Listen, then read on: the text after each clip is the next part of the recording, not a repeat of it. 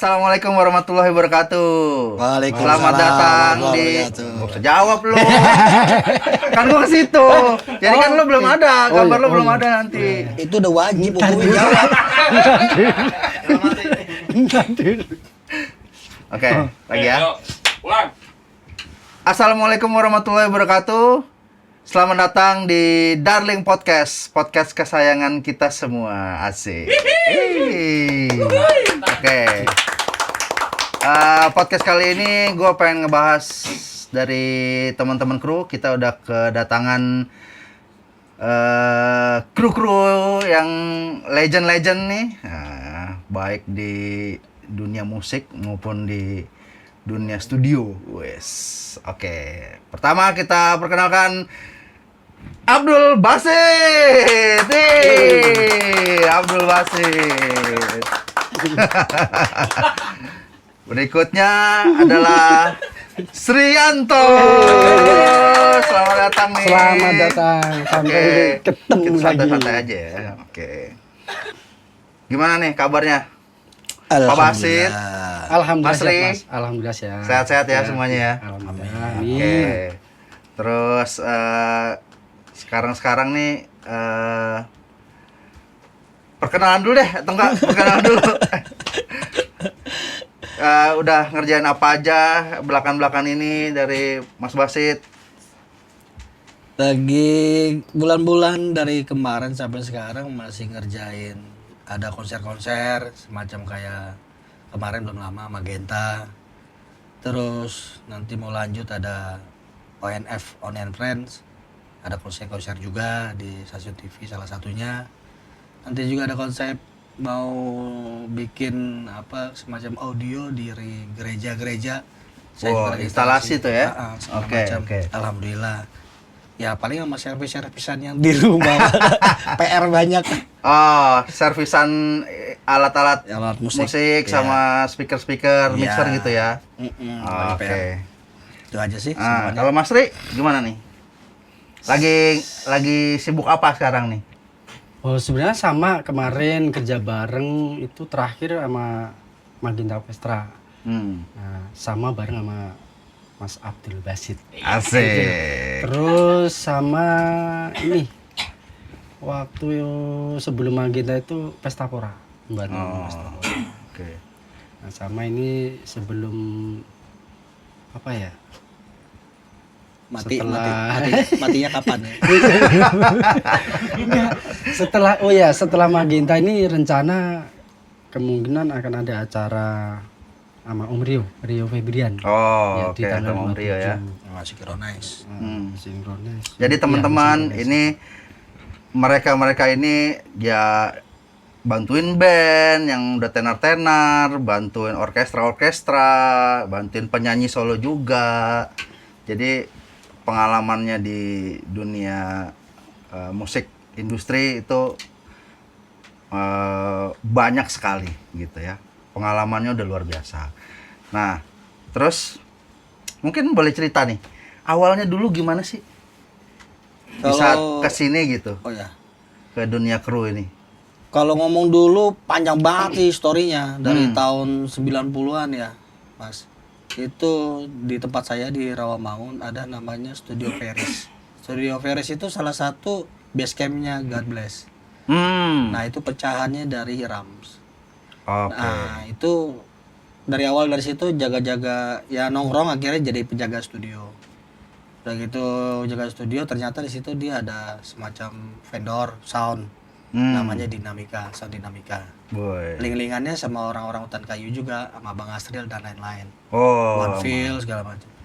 Dari situ ada audisi itu di salah satu band. Bandnya di tongkrongannya di Asistem. Oh, sistem. Oke. Situ. Tahun berapa tuh? Itu 94 94 ya? 94 95 album pertama jadi ya. Oke. Cari kru akhirnya saya dapat terpilih jadi kru. Ketemulah sama Topati.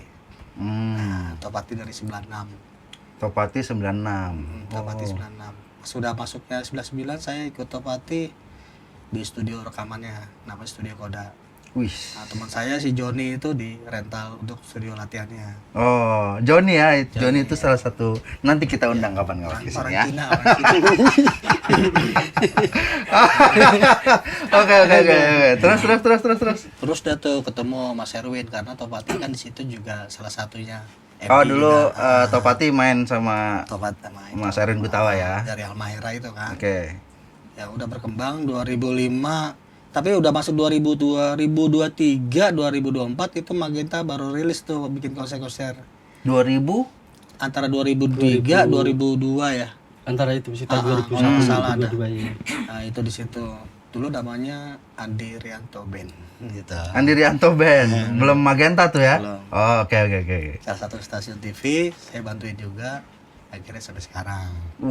Perjalanannya panjang juga dari 94 tuh ya. Dari kalau untuk ke bandnya emang 94. 94 ya? Band ikut-ikut band ya. Tapi kalau di rentalnya dari tahun 90-an. Oh, Gitu. 90-an. Nah, kalau Mas Ri, ayo. Ini 2000 Monas Bayus Meter. Lu lama banget ya. Jangan ceritain semua enggak kelar.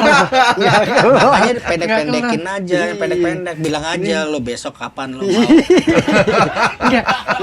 Nih kalau saya itu Mas pertama kali Percaya gue. pertama kali masuk dunia musik kro gitu ya. Itu pertama kali masuk tuh tahun 97 kalau nggak salah. 97. 97 waktu Oke. itu ngikut sama Mas Irfan Casmala. Irfan Casmala. Nah, kebetulan waktu itu kan si Teteh. Nah, kalau saya manggil itu Teteh siapa? Teteh Reza. Oh. Teteh Reza, maaf ya. Nah, Jelas lo tetenya siapa? ya maksudnya aduh dulu ini maksudnya Teteh gitu kan. Bahasa Biasa Sunda tuh kakak. Reza Gitu, Artamevia tuh ya. Iya, Oke, oke, pertama oke. kali saya dulu itu ngikut dia Teteh. Nah, habis itu tahun sekitar tahun 97 98 lah gitu pokoknya, kalau nggak salah itu. Nah, itu udah lanjut. Terus saya ya jadi kayak Mas Irfan Casmala itu kayak jadi batu loncatan saya. Gitu. Batu Nah, loncatan. jadi batu Apung. loncatan. Baik, kalau menurut saya yang kenapa saya jadi sekarang jadi kayak gini ya pertama kali dulu kenal musisi ya Mas Irfan Casmala sama Denny Casmala. Itu Iya. awalnya banget tuh ya. Awal Mas, ya? banget itu. Hmm. Nah, habis itu udah kelar. Habis itu lanjut hampir ke semua. Terus kenal tahun ya itu 2002 2003 ya. Nah, kenal sama Basit segala macam itu sebenarnya udah kenal lama. Cuman akhirnya kan Mas Bos atau Mas Andi Rianto itu mau bikin konser gitu ya, Pak ya. Nggak, sebenarnya saya sama dia ini udah kenalnya udah lama banget sebenarnya. Terus dia ini ikut Irfan Casmala, saya sama Topati. Selalu eventnya tuh pasti kan Satu panggung. gitu loh. Oh, Pemain keyboardisnya jadi adalah si Pan. sering ketemu karena Iya. Mas Topati sama Mas Irfan. Irfan Pasti Casmala saya ketemu. ngeband bareng gitu kan. Iya. Kayak udah kenalnya udah lama gitu. Sampai kejadian ya itu masalah ya, banyak yang pas lagi kita kejadian-kejadian yang akhirnya pecah belahnya karena si pemain musisinya kan mental-mental jadi jarang ketemu. Ada satu event, iya. tapi ya satu event yang sama kadang ketemu ya kadang enggak. Gitu aja. Misalnya ada proyekan, dia ada proyekan. Teh tolong teh gini. Ayo, Sri lo kosong nggak? Ya, jadi ya orang itu aja. Apapun bidang konsernya. Ya. Gitu. Walaupun nggak sampai ke harus ke Magenta juga, harus ke Oni juga, harus kemana gitu. Jadi karena kerjaan jadi ketemu terus jadi kalau ada yang butuh tinggal kontak-kontakan aja masing-masing gitu ya. Oke. Personal Wah, aja. dulu tahun segitu bayaran berapa, Mas? Per kuartal. Lagi lu. Enggak, maksudnya ini ngobrol sama kita. Ah. Tahun 97 ya, Pak ya? 97 98 ya. Ya itu tiap kota berapa, Mas? Itu dulu saya pernah tuh waktu itu sama salah satu band gitu kan. Belum bahas Apa masalah nih? duit ini. Enggak. Jadi kelamaan ceritanya, Pak. Itu panjang banget. Itu dulu saya pernah ke Bali itu. Ke Bali itu 200, Mas. Itu udah paling Gede banget Oh, gitu. tahun itu bayaran Iya, 200 itu tuh udah oke paling- gitu udah ya. oke banget 90 berapa tuh? 98 lah. 98 ya. 98 Oke. udah oke banget gitu. Nah, eh kerjaannya kru itu ngapain? Coba kalau misalnya di band, terus kan suka ikut band, suka ikut penyanyi solo, suka ikut orkestra tuh. Nah, itu biasanya ngapain aja sih kerjaannya? Ya slot berarti apapun bandnya. Apapun bentuknya. Sebenarnya Supaya iya. teman-teman juga tahu nih, kru kan yang kelihatannya di apa orang-orang pada lihat biasanya ya kerjaannya ngangkat-ngangkat atau apakah kayak gitu atau gimana sih? Apakah ada kerjaannya lain selain yang ngangkat-ngangkat atau gitu? Beda mas. Kalau di band itu ya di band itu tergantung bagiannya kan gitu kan. Kalau misalkan tim kru kita itu ada 4 atau 3 gitu kan, sama mantar. Oh lo bagian ini, Sri lo bagian keyboard, bagian sama gitar ya ngeset. Yaudah saya kerjain. Zaman dulu gitu kan. Terus ya pokoknya ada bagian-bagiannya gitu. Sama kayak orkestra.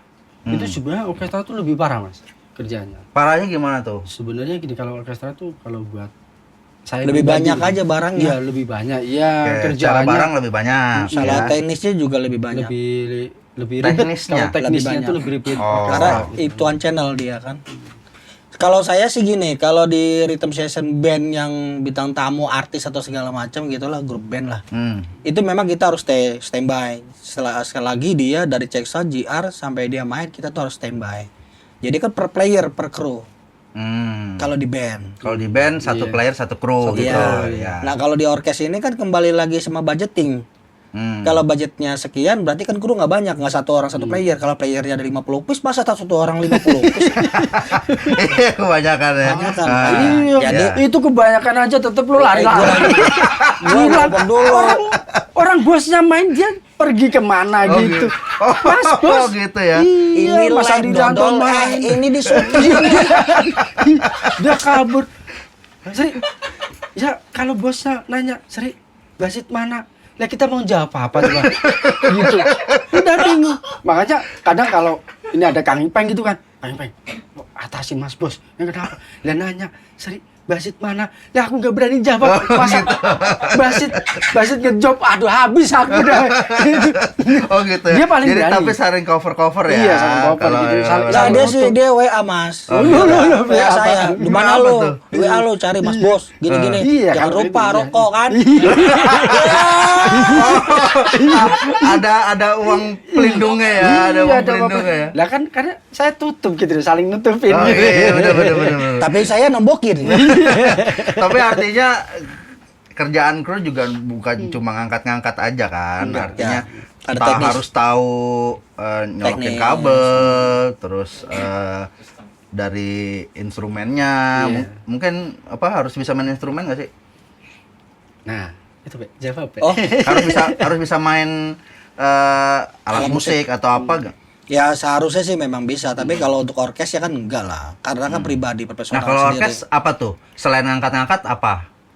Ya paling kita ngurusin channelnya dia sama outputnya dia. Kan lebih kendala di output karena paktokan dari Monitoring. Ah, Oke. dari kliknya dia, ear-nya dia. Oh, masang-masang ear Iya. segala macam gitu. Ya? Itu kan dia pas lagi dia silap sebentar, dia masuk lagi, loh kliknya mana kan gitu kan. Iya. Nah, kayak gitu-gitu. Ah. Banyak kejadian terus tollback dari si pihak si show directornya, ada tollback untuk si orkesnya. Oke, Nah, dari- itu kan kita monitoringnya harus detail tuh, harus tahu tuh. Oh, ini nggak ada. Paling satu paling teknis ya. Tapi paling yang rumit banget itu adalah partitur sebenarnya. Partitur. Itu kan orangnya banyak gitu, Mas. Dan itu kan berapa lagu. Nyusun partitur. Lagu ini perubahan, revisi, apalah gini-gini dan kita harus Hmm. deadline yang orang itu bagian teknis harus bisa dia motokopi untuk yang review yang baru lagi kan lagu perubahan kayak gitu, Revisinya dan perubahan segala macam itu ya. Itu pasti. Nah, tuh teman-teman. Jadi bukan cuma ngangkat-ngangkat aja. harus tahu teknis juga. Sama Baik itu ngomel-ngomel colok. Hah? Sama Oh, ngomel-ngomel. ngomel-ngomel ya. Iya, ngomel-ngomel. Bayar juga harus tahu ya. Oke. Jadi nggak cuma ngangkat-ngangkat aja jadi kru, harus tahu teknis, kabel stereo, kabel mono ya, terus apa?